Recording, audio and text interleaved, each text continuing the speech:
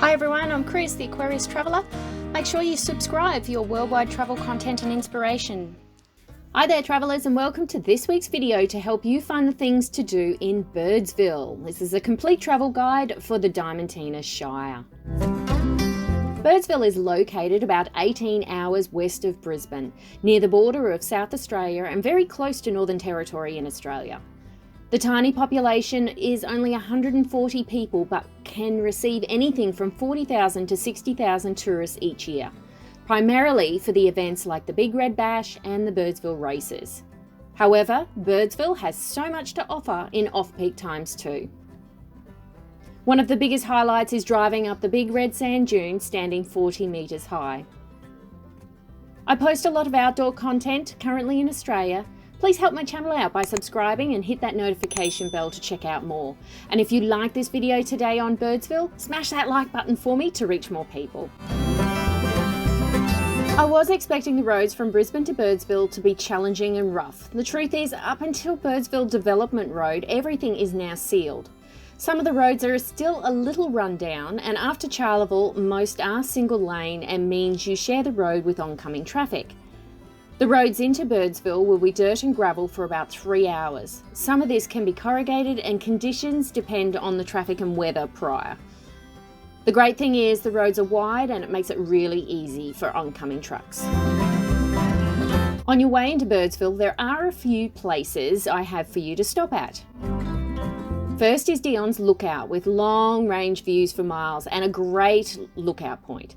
It's nice to break up the journey with a rest stop and picnic tables and see what else is coming. Next is the Batuta pub for a cold drink or maybe just a sausage roll for morning tea.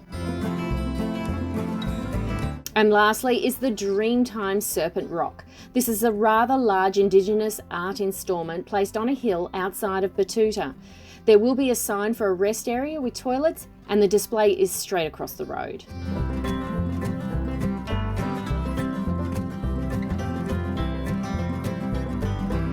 This is also where the flies started to get a little worse. After another 2 hours driving, we finally made it to Birdsville. First up we have is the Tourist Information Centre. This is your one-stop shop and everything you need to find out about Birdsville. There is a huge area displaying the local history, stories and crafts, along with maps, books and pamphlets on everything there is to see and do. You can book your tours, meet your guides and come hang out for some free Wi-Fi if you like. The Birdsville Hotel has everything you need from the bar, lounge, restaurant, beer garden and accommodation. Therefore, you will be stopping here at least once on your trip. Admire the architecture, have a few drinks at the bar, or sit down for a nice country meal. Know that the building is listed on the Queensland Heritage Register as well as the courthouse. No mobile phones? No worries. You have some public landlines here, surprisingly.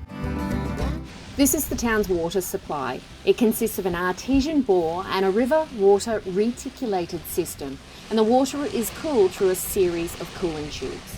The bore was drilled in 1961 and an average temperature of 97 to 99 degrees Celsius. It has a closed head pressure of 1200 kilopascals and unrestricted flow of 40 litres per second. Don't forget to stop in at the bakery for breakfast or lunch or just to quench that coffee craving. More so, you want to go in and give the camel pie a try. What we have here is a camel pie. Camels aren't usually eaten by Australians, but it's the thing to do in Birdsville, so I'm going to give it a go.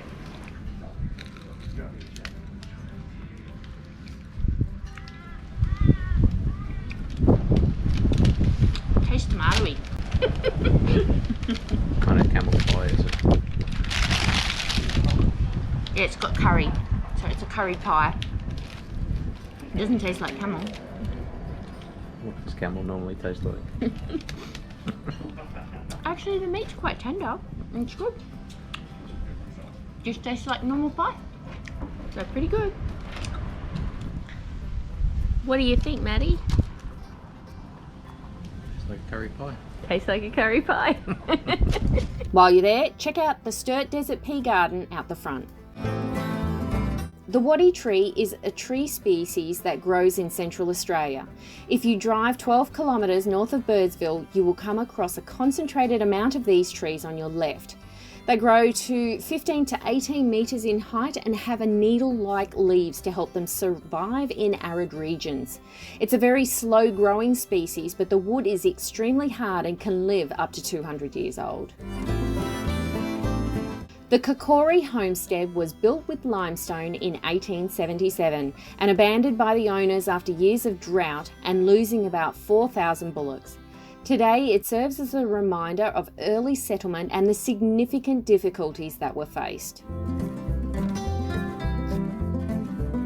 About 30 kilometres from town, driving to Bidari, you'll have the unusual shoe tree. This is a testament to Australian humour and has been added to by other tourists over the years. Add to it yourself if you like. The Birdsville races started in September 1882, where stockmen came together from both Queensland and South Australia. Today it has around $200,000 in prize money and attracts over 6,000 tourists each year. We were able to see the racecourse, but not here for the actual races. But if you want to give it a go, book your accommodation well in advance. The Birkenwells tree is located just outside of Birdsville and over the Diamantina River. It's said to mark one of their final campsites before reaching Inaminka. Please note though that this is a replica tree and the original one sits on a private property and is inaccessible. The Billabong runs parallel to town and is a great spot for watching the sunset. You can also enjoy walking, paddleboarding, kayaking, swimming or fishing. This roadhouse is your fuel, groceries, mechanic and has a cafe, but you can also meet Onslow, the Blue Beetle car that was the first Volkswagen Beetle to cross the Simpson Desert, including the 1100 sand dunes. They even have scenic flights ready to depart and showing you the surrounding regions. Now this is the highlight of your trip and no visit to Birdsville will be complete without seeing the Big Red Sand Dune. Will you take the Big Red Challenge and tackle the drive up? I'm not an experienced four-wheel driver, but if you have your basics down, it doesn't seem to be that difficult. So if you're coming for a trip out to Big Red, I would recommend one of these hairnets. I picked it up at Big W for about $5 and Birdsville not so much. It's I think it depends on the time of year to how many flies are around. So if you can see, I've got about 1,001 flies hanging off me and the hairnets make it a little bit more comfortable for you. So really good idea. Then it was just a quick tyre pressure adjustment and we were on our way. Driving up the Big Red Sand Dune, we lowered our tyre pressure to 25 psi and used the 4x4 low and second gear to crawl up slowly. The sand was very soft and found a few holes from other vehicles getting stuck. During busy times, holes or bumps could be an issue with a lot of experienced drivers. You don't need a sand flag for Big Red, but if you're planning to venture up and over, then you will need to carry one with you. Just so you know, at busy times like the Big Red Bash Music Festival, driving up the Big Red Sand Dune is not allowed.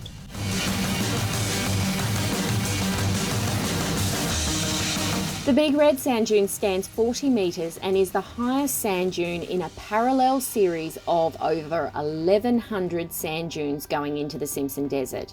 It's located about 35 kilometres outside of Birdsville and is a popular spot for those sunset views. After parking at the top of the dune, you have the freedom to walk around for miles. If you're the first up there for the day, you will find some brilliantly formed sand ripples from the wind. This makes it an exceptional photography location.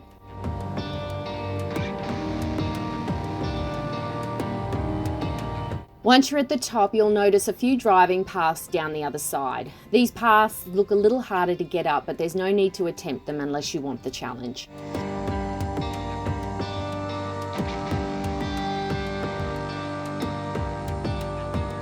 There were a few guys that were trying to challenge up the other side. They might not have made it up every time, but they gave it a good go.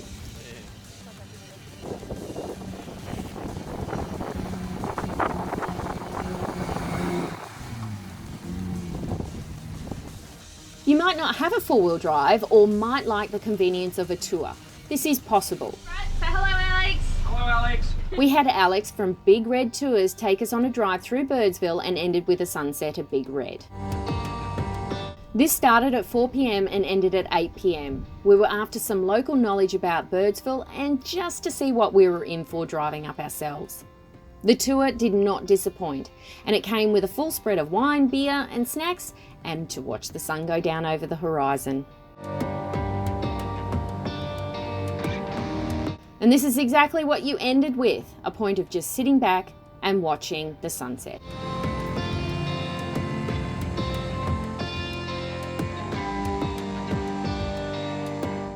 As mentioned before, there were over 1,100 sand dunes in the Simpson Desert driving into the Mungathiri National Park, and you can tackle them all.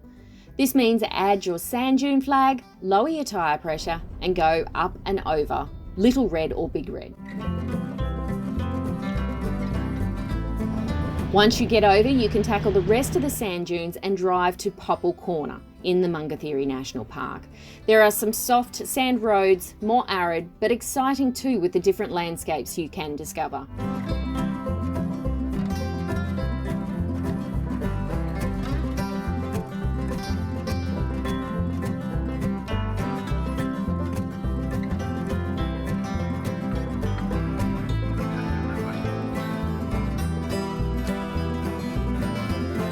This was also where I found a lot more Australian wildflowers to photograph.